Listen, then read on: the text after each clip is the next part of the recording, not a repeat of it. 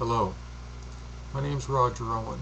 I haven't made a video in several years, and I've had several requests to update a little bit. I guess make sure I'm still alive, especially since I moved here to the Philippines from the US. The first video that I'd like to produce after the last couple years is unfortunately one dealing with the presidential race between Donald Trump and Hillary, also known as the HildaBeast Clinton.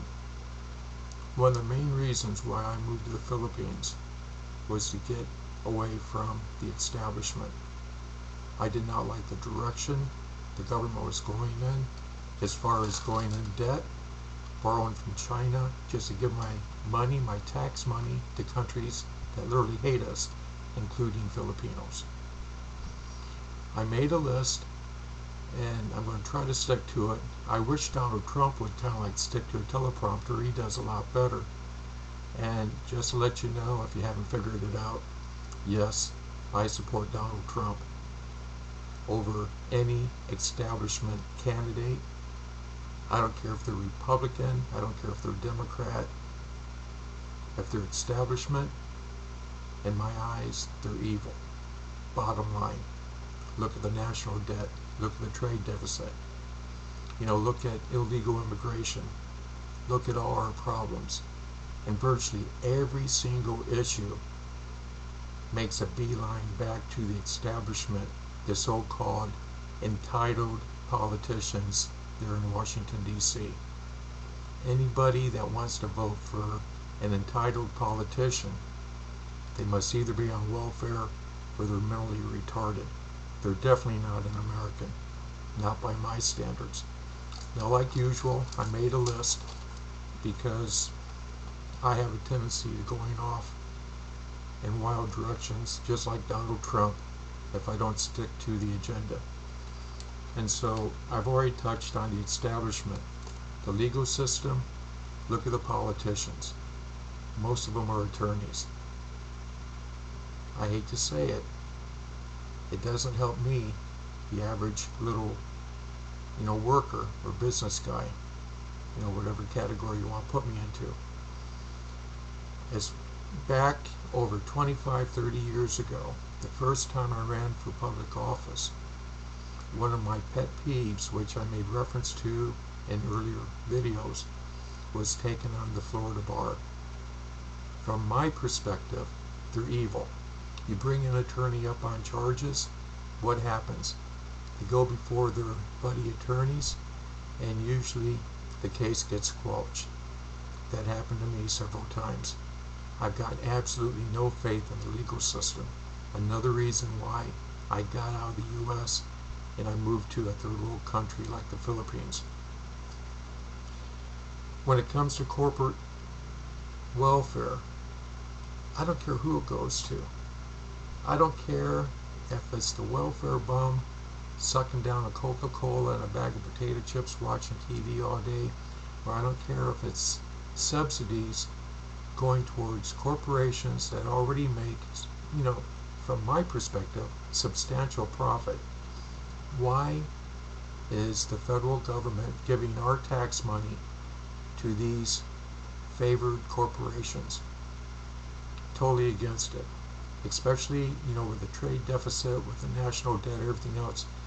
And we're giving our tax money to these literally multi-billion-dollar corporations? No. I have absolutely no regrets with leaving the U.S. Desegregation. It took me quite a few years to come to this conclusion. But they just had a vote over there in the United Kingdom, to leave the EU. And they made the right choice. Anytime you have multicultural societies trying to live within one country, it appears to create more problems than opportunities. With desegregation, most people, when it first happened, was saying, yes, it was the honorable thing to do. Where has it got us? Nowhere. Look at the church. The most segregated house in the entire country is the church. Desegregation, unfortunately, it was a total, absolute failure. There is no such thing as everybody being equal. We're different sizes, we have different abilities. One of the reasons why the human race was successful was not because of what we had in common, but because of our unique abilities. That's what made us successful. And trying to put everybody underneath one tent, unfortunately,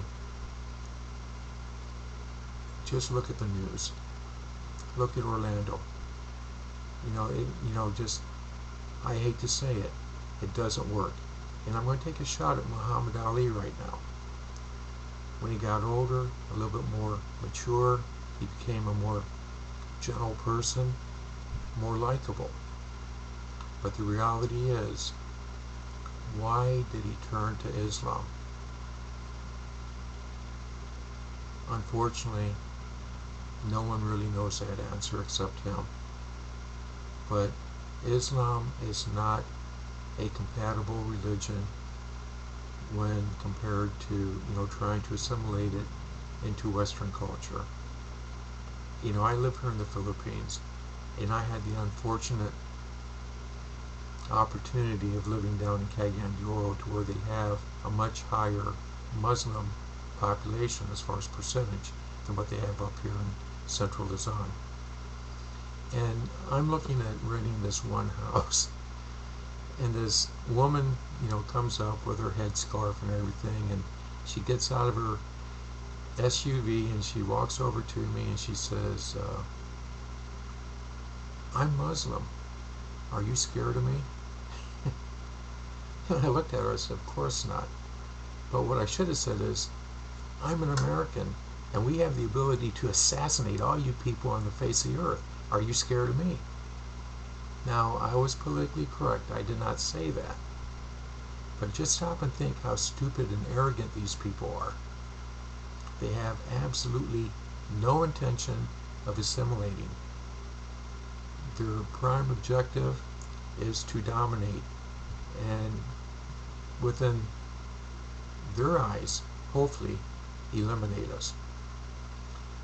I really believe that, when it comes to ISIS and when it comes to, the Muslim religion, that most people that are attracted to it, they are anti so-called white boys religion. They're anti-Western culture. And the biggest attraction to becoming a Muslim in their eyes is more or less because it is not a Western culture religion. And it is their ability, or it is their desire basically to stand up to first world countries, Western culture, and saying, I'm against you and I'm doing it through this particular religion. ISIS, Muslim, call it what you want. The bottom line is, it is anti-American, it's anti-first world, and bringing them into our country has absolutely no positive outcome to it. Okay, I just covered political correctness and multicultural. Another thing, I'm speaking for a lot of people. Stop blaming the white guy for everything. It's not our fault. And that's one thing that really irks a lot of people, especially Caucasians, is it seems like every time we turn around, we wake up in the morning and something on planet Earth goes wrong and it's a white man's fault. Unfortunately, forgive me. I'm sorry. I'm not going to be politically correct. But I just want to bring this to your attention. It's you have winners and losers all over since the beginning of time. And everything that goes bad on planet Earth is not the fault of the Caucasian. It's not our fault. It would be much better if people would just simply take responsibility for their own actions and, if anything, try to work with different cultures that have the ability to move a particular country forward. In part, I'm talking about the Philippines right now. Instead of resisting, it's much better to bring in people of talent, no matter what color their skin may be, and allow them to be part of the society and working together and moving the country forward. Unfortunately, with many Filipinos, it's sad, but it's not that way. You know, they look at Caucasian guys as coming in, taking their women. Let's stop a second. If it wasn't for the Filipina that honestly encouraged and invited the Caucasian guy here, there is a very good possibility there would be few in this country. The main reason why we're here, a lot of us, is not because the islands are beautiful, which they are, not because Filipino guys treat us good, because they do not. It is because of the desire of the Filipina to have a relationship outside their own race. And I challenge you, look at any other country in the world, and it's highly unlikely you're going to find another country where the women of that country have such a high percentage of them desire a foreign relationship. And it's not to do with money. Not all the time. You take a lot of Filipino guys, you put a little bit of money in their pocket, they have 5 or 6 mistresses called kibitz in this country. You know, it's a lot of Filipino guys. You know, they will have 3 or 4, 5, 6 women. They make babies with them. It's nothing to hear about a Filipino guy with 9, 12, even 20 babies out of 4 or 5 different women. They simply don't stop. And once these women are so-called damaged material, another Filipino guy don't want them. No, wait a second. The only ones that they had a relationship with was a Filipino guy, and yet the next Filipino guy doesn't want them because they all want so-called virgins. Well, I'll be honest with you, and this is not politically correct, but I would much rather, if I was looking for a relationship, which I'm not right now, but when I was looking for a relationship, I looked for women that specifically was not a virgin. I hate to say it, bunch of foreigner guys looking for a good relationship. These Filipino guys destroy a lot of women, and they're looking for a good relationship. And so that's the reason why you have so many foreigners here, because basically we're picking up the slack that a Filipino guy doesn't want. There's one Filipino guy who was on the internet and made reference to visiting Singapore, and he was so dismayed because all the Filipinas working over there, they wasn't with Filipino guys, they was with other foreigners. And you know, I thought to myself, well, what do you expect? You're the ones that ruined them. You're the ones that gave them a bad reputation, a bad image. And so, you know, I'm not going to, rattle on that, but it's, unfortunately, Ben Mendoza and I, out of 25 people that tried to get on as an independent to run for U.S. Congress or U.S. Senate in 2008, only 2 of us made it. And I was fortunate. I acquired a little bit higher percentage than Ben Mendoza on the general election. A lot of people told me I'd only get half to 1%. Even though I came out with almost 13%, which was considered quite good. But Ben Mendoza and I, we were together after the election, a year or 2 after that, and we're driving, and I told Ben that America was not successful because of the land. And he went ballistic on me. I said, wait, stop. Listen to me. I don't care if you would have put our founding fathers on the moon. They would have made the moon great. And this is true with any country. It is either the success or the failure of the people that determine whether a country becomes great or becomes a failure. It's the people. It's not the land. Look at Japan. It became successful not because they had a lot of natural resources, because they do not, but because of the people. And so, after he settled down and he understood what I was saying, he didn't like it, but he obviously knew what I said was the truth. It's the people that make a country great, or they make the country a failure. Getting back to Donald Trump, we have a choice.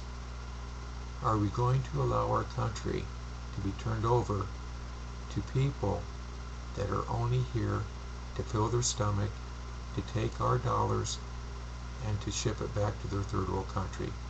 Or are we going to strengthen our borders, just like the Philippines, like every other country on planet Earth? They have strong borders. And are we going to start doing what's best for Americans? That's a very simple question, and in my mind, that's a very simple answer. They have a saying there in El Paso, Texas, and loosely translated from Espanol into English, it says, the Mexican's stomach may be in the U.S., but their heart is back in Mexico. Let me ask you, how many foreigners do we have in our country that fit that description? And do they belong there? It's one thing to extend a work visa to somebody. It's a totally different thing to allow them to become an American citizen and to allow their entire family to come over. From my perspective, if the heart is not there, they do not deserve American citizenship. Hong Kong, several years ago, they had a referendum.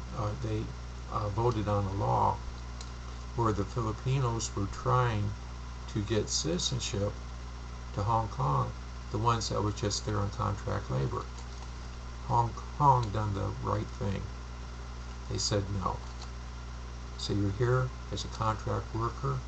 When your contract is up, then it is your obligation, to go back to the Philippines. It does not entitle you to Hong Kong citizenship.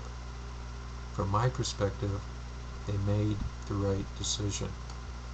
I hate to say it, when I travel to other countries from the Philippines, whether it's in Singapore, whether even, in China, my wife and I, we went to a convention, an expo there, back about a month ago. The people, absolutely beautiful. Singapore, one guy, chased me down because I left something behind, and he brought it to me, and he asked me, have you ever considered opening up a business here in Singapore? I was actually thrown back.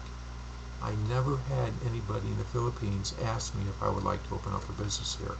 Usually they go out of their way to stop foreigners from opening up businesses. When I was in China, there in Guangzhou, I have to be honest with you, the people there are beautiful. They just happen to be stuck underneath an outdated, crappy communist government. But the people there, very nice, very respectful. We were trying to get on a bus system to go from point A to point B, and it took 4 Hong Kong dollars. Well, we only had 2 singles on us when we had a 5, so we were going to give them a 5. The Chinese people, they go there, they literally pull money out of their own pocket, and they pay for our bus ticket. We are total strangers. I can't even speak Mandarin. Excuse me. But, that's just how beautiful those people are. They're just absolutely beautiful. And then to come back to a shithole like Manila, where you have all these less than parasites trying to steal and rob from you and trying to swindle you and trying to scam you. After being to a country to where, the people were just so civilized and beautiful,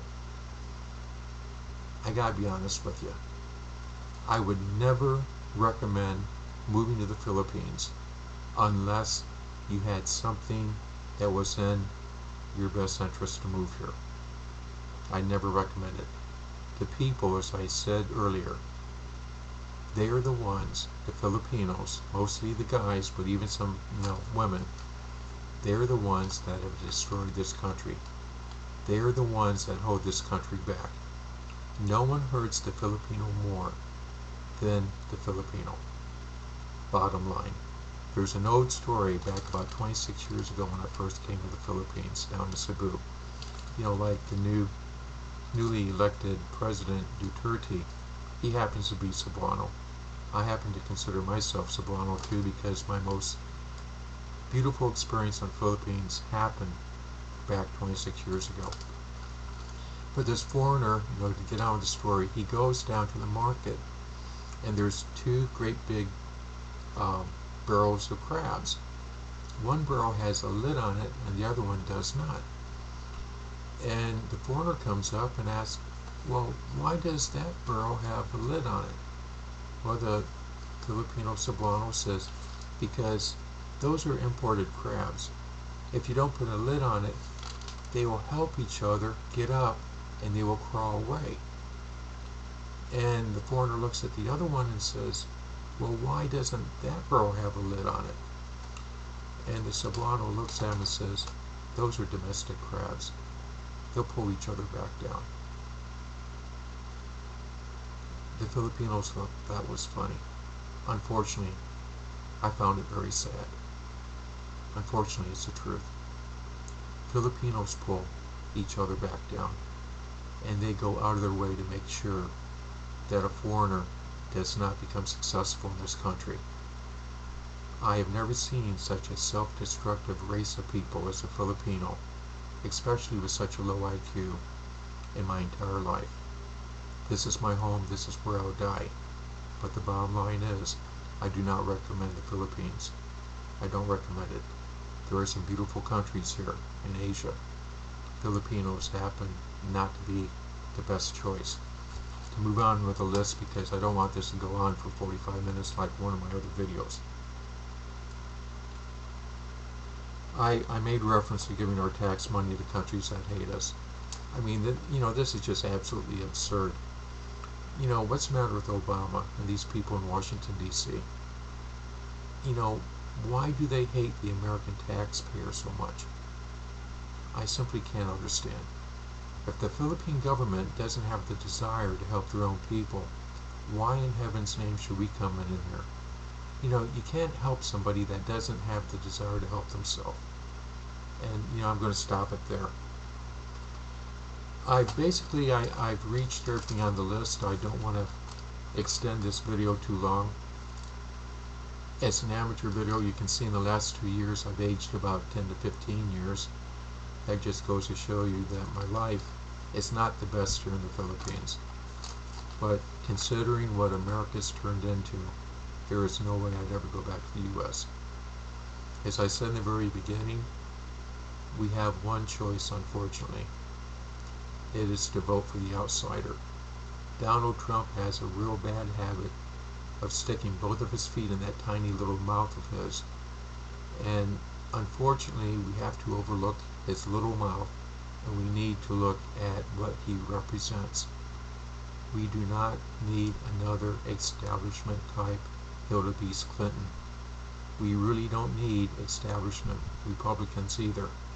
What we really do need is we need somebody that is really going to stick up for the American people. They're going to put strong borders on the country. They're going to get tough on immigration. They're not going to give immigration to every single little, crying little foreigner that comes along saying, oh, my life is so terrible in the country I came from. I'm sorry. Deal with it. That's just the way it is. if we are responsible with our own borders, then it will put us in a better position to where we can maybe encourage other countries to be responsible too. Thank you. I'll stop it there. And, I just wish America the best. Thank you again. Bye now.